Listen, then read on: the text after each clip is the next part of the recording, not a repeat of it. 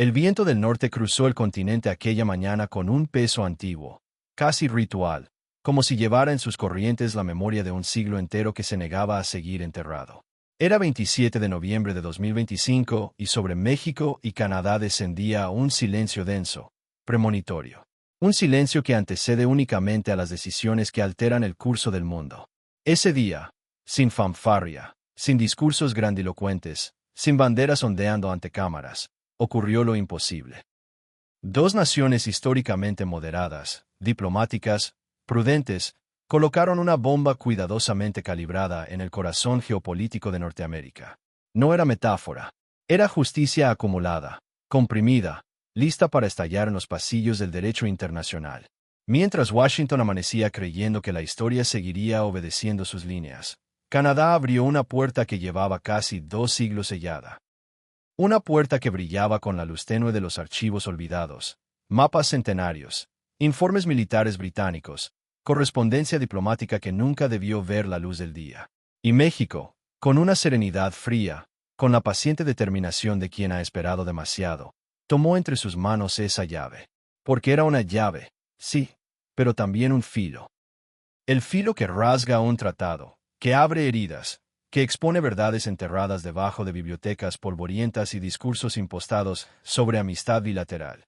Ese filo apuntaba, por primera vez en generaciones, hacia Estados Unidos. La geografía misma parecía contener el aliento. Desde los bosques de Ontario hasta las sierras del norte mexicano, desde las praderas congeladas hasta las ciudades silenciosas, al amanecer, algo antiguo despertaba. No era revancha, no era venganza, era memoria. Memoria tectónica, memoria territorial. Memoria de una frontera que nunca se trazó con justicia, sino con cañones, pólvora y banderas plantadas sobre suelos que no hablaban inglés. Para comprender la magnitud del terremoto que acababa de comenzar, no basta mirar documentos. Hay que sentir el continente, la piel de sus ríos, la cicatriz de sus montañas, el eco de la historia caminando sobre tierras arrebatadas y poblaciones divididas por líneas que jamás pidieron.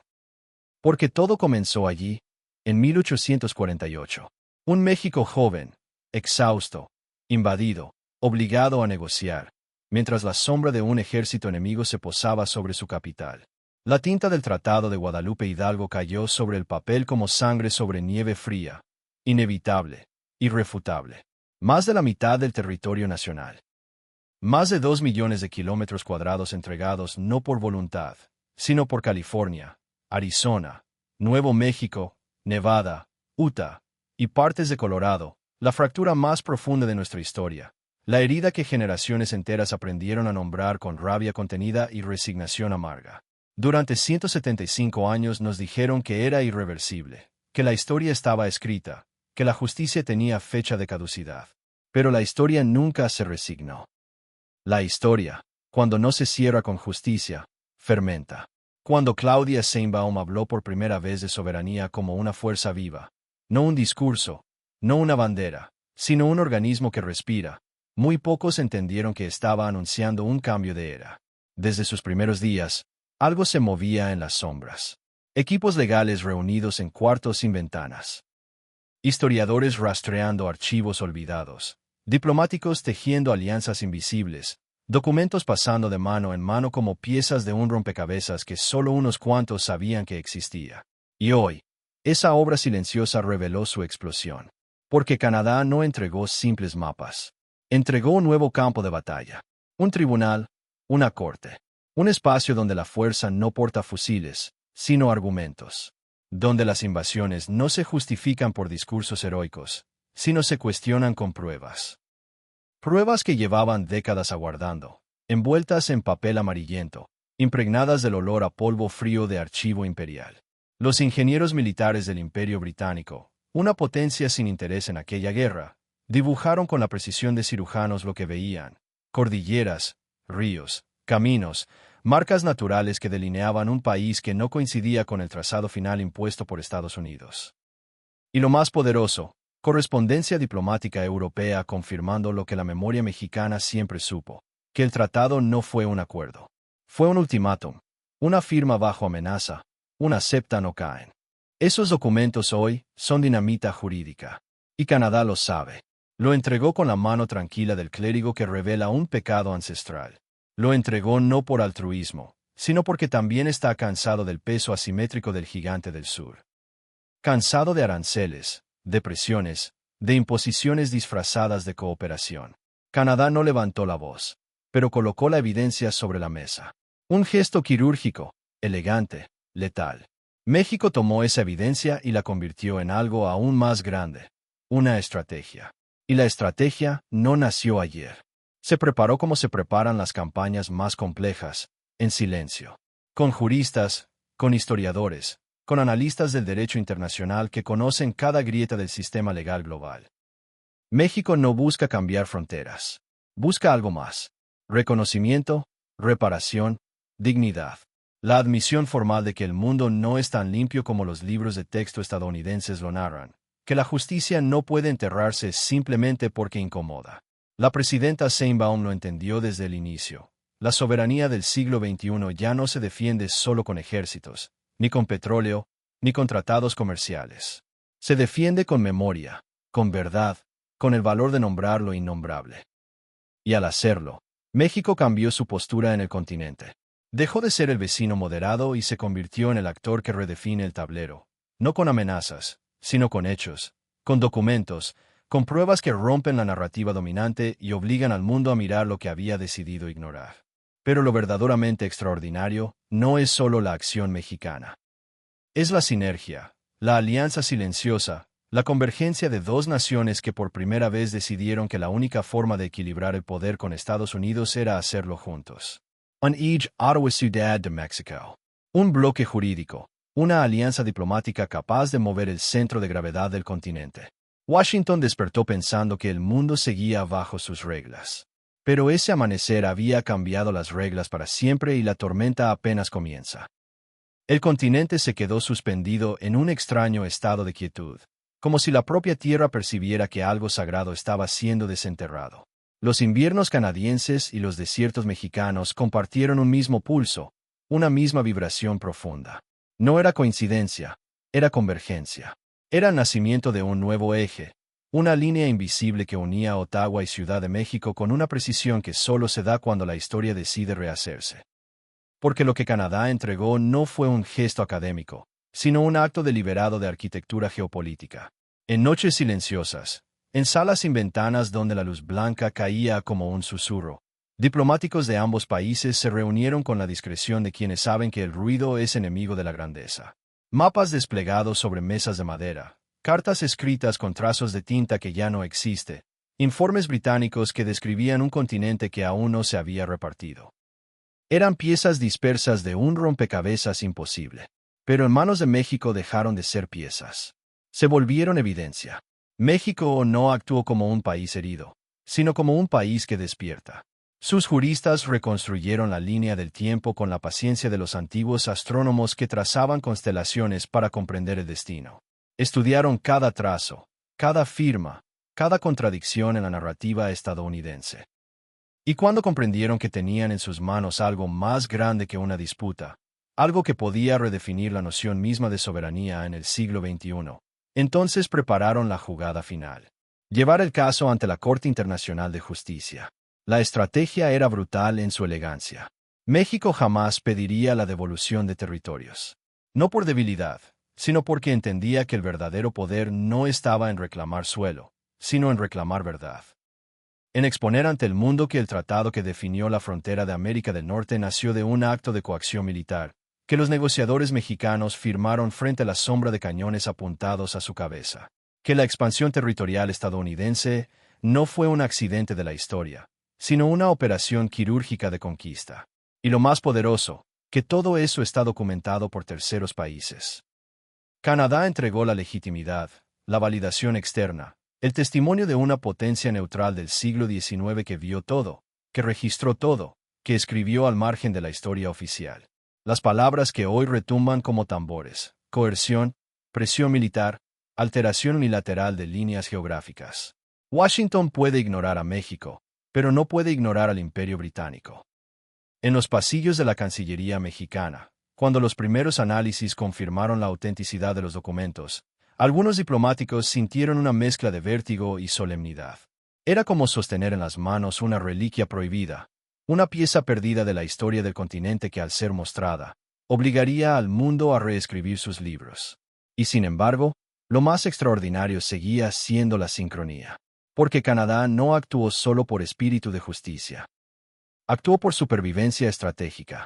Desde hace años observa cómo Estados Unidos se endurece, cómo impone aranceles, cómo presiona acuerdos comerciales, cómo utiliza su economía como arma. Canadá, siempre diplomático, siempre prudente, comprendió que necesitaba una vía para contrapesar al gigante. Pero no podía enfrentarlo directamente. Así que eligió la vía más sutil, reforzar a México. Un ataque frontal de Canadá sería visto como una traición imperdonable en Washington. Pero Canadá, entregando documentos históricos en nombre de la transparencia, es un golpe perfectamente calibrado. Un golpe que parece inocente, pero que debilita la columna vertebral moral del poder estadounidense. Un golpe que permite a México avanzar y al mismo tiempo permite a Canadá esconder la daga bajo la capa. El movimiento de ambos países es una danza calculada. México ataca la legitimidad histórica, Canadá ataca la legitimidad diplomática. Y juntos atacan la legitimidad moral del autoproclamado líder del mundo libre. Es un asalto quirúrgico, silencioso, impecable. Porque Estados Unidos no puede permitir que este caso avance sin perder control narrativo. Pero tampoco puede aplastarlo sin parecer exactamente lo que los documentos demuestran. Un imperio que utiliza la fuerza para imponer su voluntad. En Washington, el desconcierto es absoluto. La Casa Blanca intentó responder con su retórica de siempre. Reclamo frívolo, maniobra política, asunto cerrado. Pero esas palabras sonaban huecas, desganadas, como ecos viejos de un gigante que empieza a descubrir que su voz ya no retumba como antes. Lo saben en sus oficinas más oscuras. Lo saben. Si México demuestra ante la Corte Internacional que el tratado fue firmado bajo coerción, el golpe no será territorial, será moral. Y eso, en la geopolítica, es más devastador que cualquier frontera movida. Porque la moralidad es el cimiento del liderazgo global. Y si los cimientos se agrietan, todo el edificio comienza a temblar. Mientras tanto, en México, la reacción fue un fenómeno casi místico. No importó la ideología. No importaron los colores políticos. Se sintió como si por un instante todo el país respirara al mismo ritmo. Como si la herida del 48, tan profunda que parecía parte del paisaje psicológico nacional, se abriera de nuevo, pero esta vez no para doler, sino para sanar.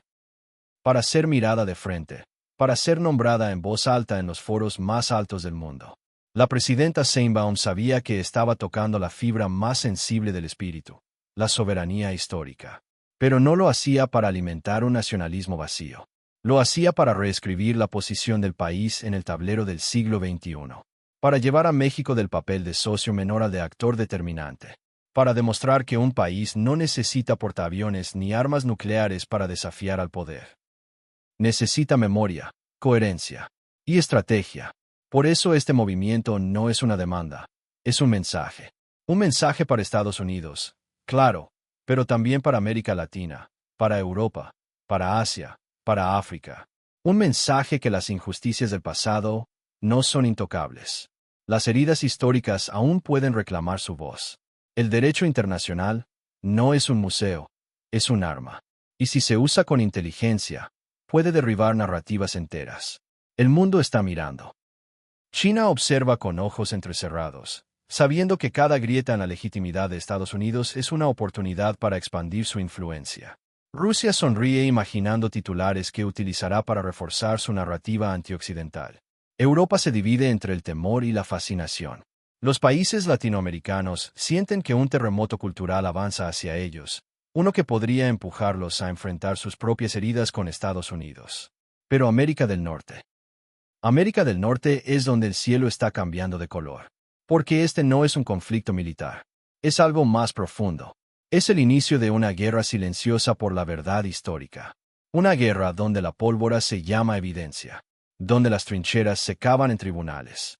Donde la victoria no se mide en territorios, sino en legitimidad. Y esa guerra acaba de volverse continental. El amanecer sobre Washington tenía ese tono gris que anuncia tormentas que aún no caen. Ese color que aparece cuando el clima y la historia se sincronizan en un mismo presagio. No era un día cualquiera. No podía hacerlo, porque mientras la ciudad despertaba entre el sonido metálico del metro y el murmullo siempre inquieto de Potomac, una sombra distinta se extendía sobre los pasillos del poder. Una sombra que no provenía de Moscú ni de Pekín, ni de ningún adversario geopolítico tradicional. Venía del sur, venía del norte. Venía de ambos a la vez. La misma sombra llevaba el nombre de México y Canadá. En los cuarteles generales del Departamento de Estado, las luces permanecieron encendidas desde la madrugada. Pilas de documentos, pantallas con mapas antiguos, cables diplomáticos desclasificados de urgencia, todo colocado sobre una mesa larga donde el silencio era tan denso que casi podía cortarse. Los rostros tensos observaban cada línea con una mezcla de incredulidad y temor. La pregunta no era si México estaba dispuesto a llegar hasta el final. La pregunta era si Canadá realmente había decidido cruzar ese umbral junto a su vecino del sur. En el espejo retrovisor de la historia. Eso jamás había sucedido, pero sucedió. Y ahora, Estados Unidos estaba atrapado en una pinza perfecta. La verdad histórica en un lado, la legitimidad diplomática en el otro. Dos fuerzas que no pueden contrarrestarse con marines, ni con sanciones, ni con portaaviones. Porque esta guerra, una guerra silenciosa, quirúrgica, irrebatible, no se libra con armas, se libra con hechos. Y ese es el tipo de guerra que más teme un imperio. Mientras tanto, a miles de kilómetros, en Ciudad de México, el ambiente era completamente distinto. Había viento, había luz. Había ese murmullo profundo que surge cuando un país entero siente el temblor de un cambio.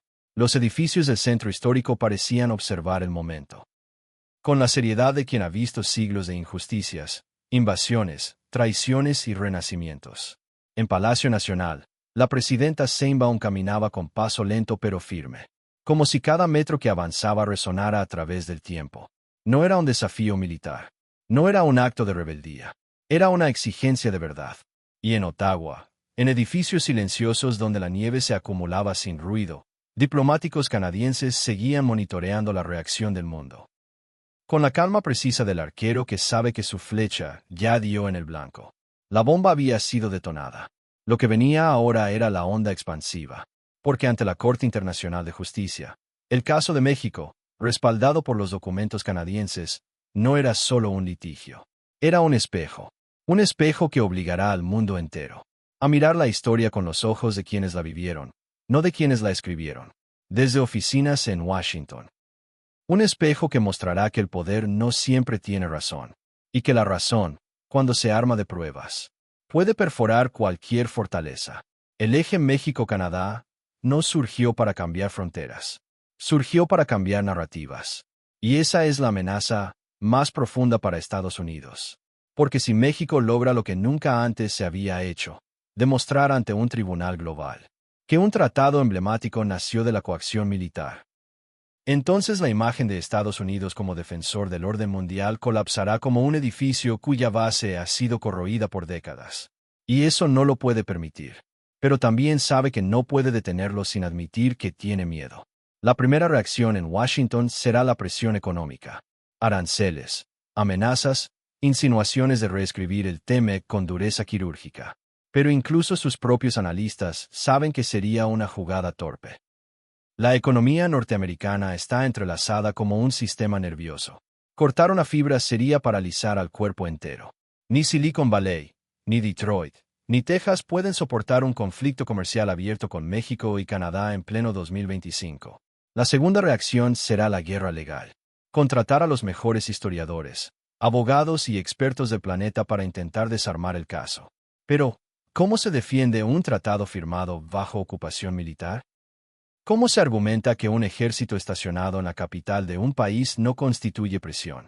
¿Cómo se explica que la línea fronteriza se trazó exactamente donde convenía al invasor y no donde las geografías naturales lo dictaban? La tercera reacción será la negociación. La más probable, la más silenciosa. Estados Unidos intentará en privado llegar a un acuerdo que evite que el caso alcance la fase pública más devastadora. Quizá ofrecerá inversiones. Quizá disculpas privadas, quizá un fondo binacional. Pero ya será tarde para detener la narrativa porque México ya cambió las reglas del juego y Canadá ya se colocó en el centro del tablero con una sutileza digna de un jugador maestro. El mundo observa. En Beijing, estrategas militares estudian el caso como si fuera un tesoro geopolítico. En Moscú, los asesores de política exterior entienden que esta fractura abre oportunidades para redibujar alianzas. En París y Berlín, los diplomáticos sienten ese escalofrío que recorre Europa cuando un gigante tropieza. En América Latina, los gobiernos empiezan a preguntarse si México acaba de abrir un camino que llevaba décadas atrapado bajo escombros coloniales. Un camino hacia reparar la historia.